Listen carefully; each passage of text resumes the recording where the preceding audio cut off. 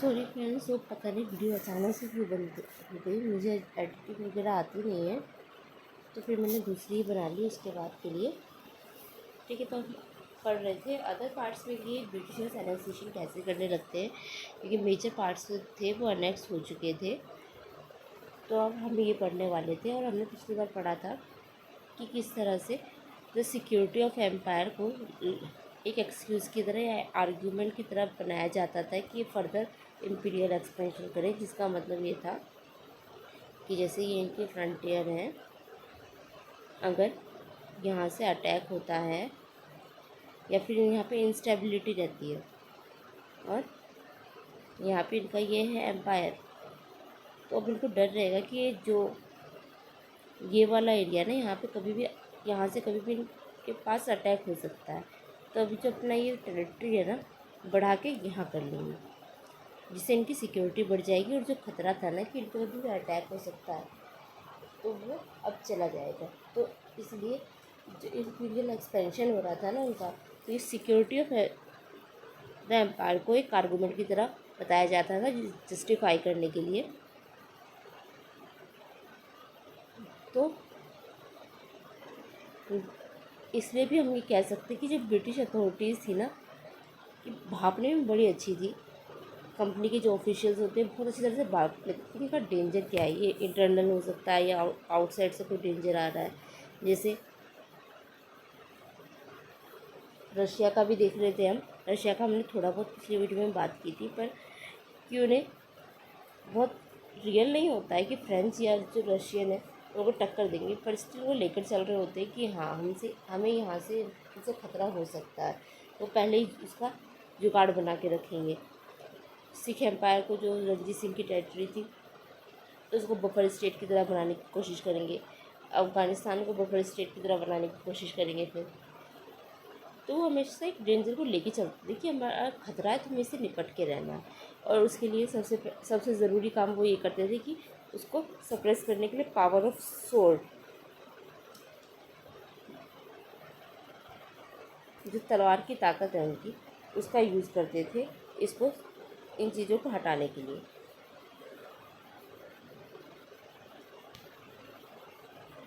कि कोई भी डेंजर आने वाला है, उसको पावर ऑफ सोर्ड से, तलवार की ताकत से उसको हटाने के लिए। अब उस वक्त और भी एटीट्यूड चल रहे थे, क्वेश्चनरी एटीट्यूड चल रहा था लंदन में। हमने पिछली वीडियो में जैसे बात की थी कि जब पिट्स इंडिया एक्ट 1784 आया था, तो इसमें हमने देखा था कि जो ब्रिटिशर्स थे ना, ये इम्पीरियल एक्सपेंशन नहीं चाह रहे थे, क्योंकि ये नहीं चाह रहे थे ऐसा कुछ काम हो जिसमें खर्चा हो। तो जो क्वेश्चनरी एटीट्यूड्स वाले होंगे ना लंदन में, ये कहेंगे कि हमें, ये कह रहे थे कि हमें इम्पीरियल एक्सपेंशन करना ही नहीं है।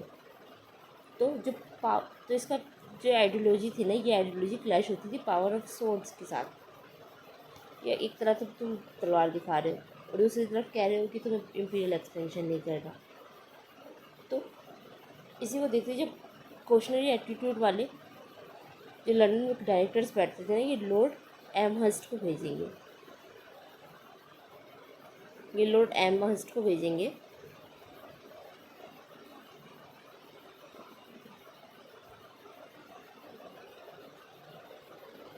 लॉर्ड एमहर्स्ट ये कहेंगे हमें यहाँ पे बस ट्रेड करना है, हमें कोई इम्पीरियल एक्सपेंशन नहीं करना। पर ये जिनकी ये आइडियोलॉजी थी ना, इसको चैलेंज करने के लिए बहुत सारी चीज़ें थी। अब इन्हें एक्सपेंशन करना ही पड़ेगा, ऐसी सिचुएशन आ जाएगी कि इन्हें एक्सपेंशन करने की ज़रूरत पड़ जाएगी। जैसे जब बर्मा था ना, वो नॉर्थ ईस्ट बंगाल साइड में ना काफ़ी ज़्यादा एक्टिव हो जाएगा। ये बर्मा है, आज का म्यांमार उस वक्त का बर्मा था।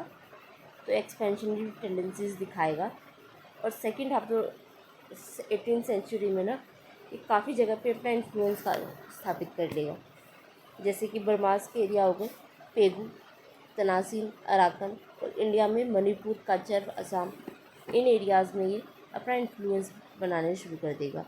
पहले ऐसा नहीं था, पहले नहीं होता था, पहले गवर्नर जनरल इसको इग्नोर करते थे, पर अब ना नई मिलिट्री अलाइड आएगी, एंग्लो इंडियन मिलिट्री,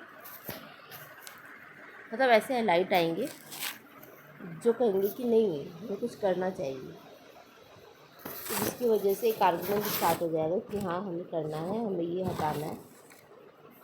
तो एंग्लो इंडियन मिलिट्री एलाइट है ना, ये अब प्रेशराइज करेंगे कि हाँ इन चीज़ों को हटाना चाहिए। और एक तरह से ये भी हो रहा था कि जो इंडियन रूलर्स थे ना, जब ये बर्मीज इन्वेजन होता है 1822-23 में,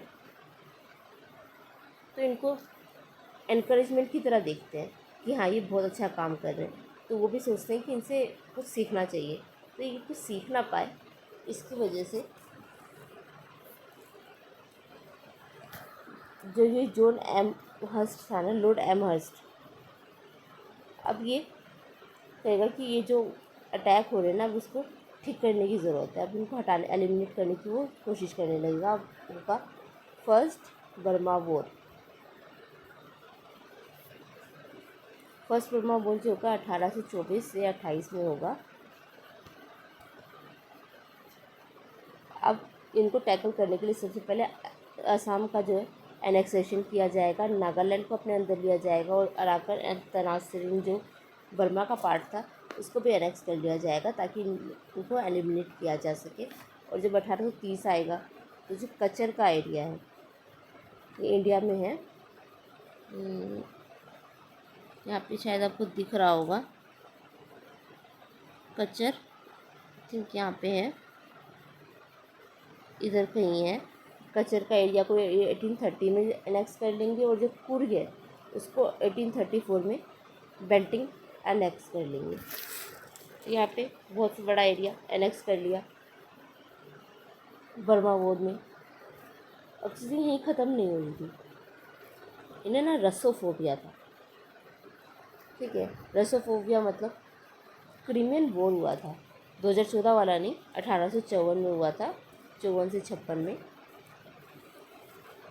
ठीक है। रसिया ने डिक्लेयर किया था क्रीमिया पे वार। तो इसमें ना ये ब्रिटिशर्स एक्चुअली जीत गए थे, पर स्टिल इन्हें फोबिया था कि फिर से यहाँ कहीं लैंड के रूट से इंडिया ना आ जाए।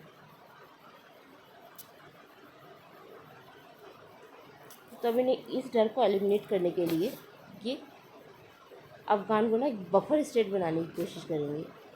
अब बफर स्टेट बनाने के लिए होगा फर्स्ट अफ़गान वॉर जो चलेगा 1838 से 42 तक।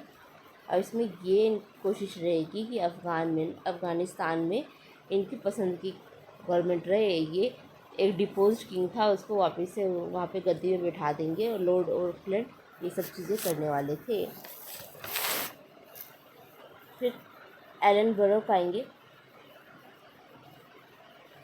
1843 में, ये सिंध पे कब्जा कर लेंगे।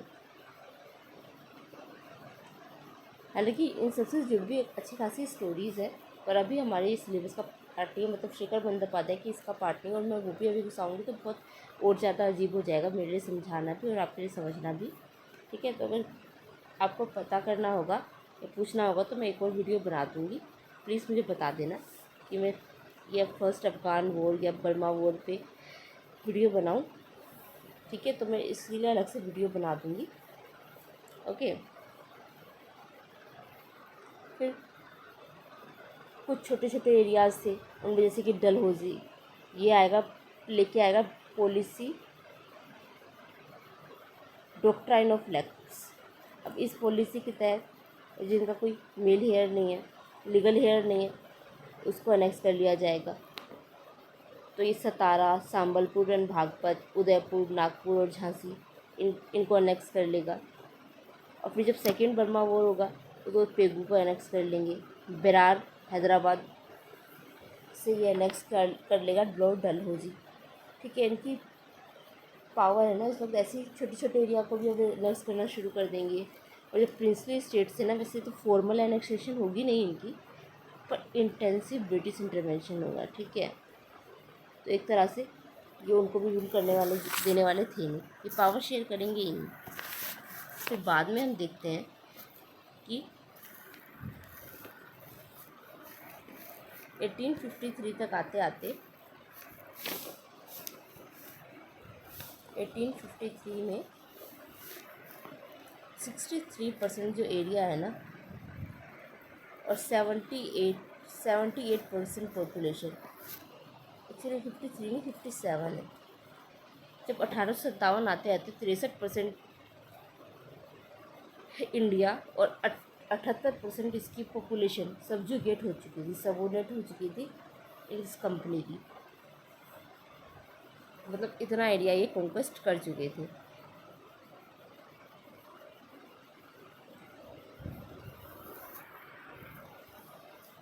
ओके,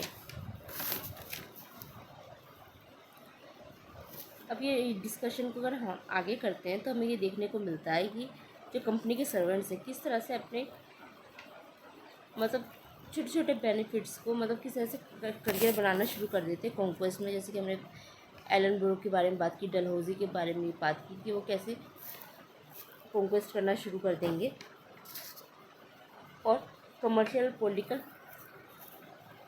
एक्सपेंशन की बात की जाती है,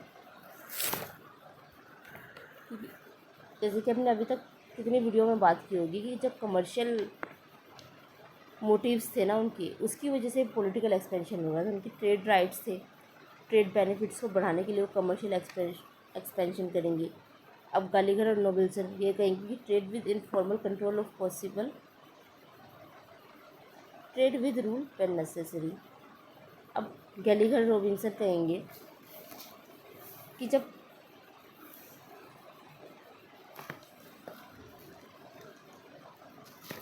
इनफॉर्मल कंट्रोल से उनका ट्रेड बेनिफिट हो रहा हो या जब ज़रूरत हो तो एक्सपेंशन करने की ज़रूरत हो तो इस तरह से ट्रेड चलेगा।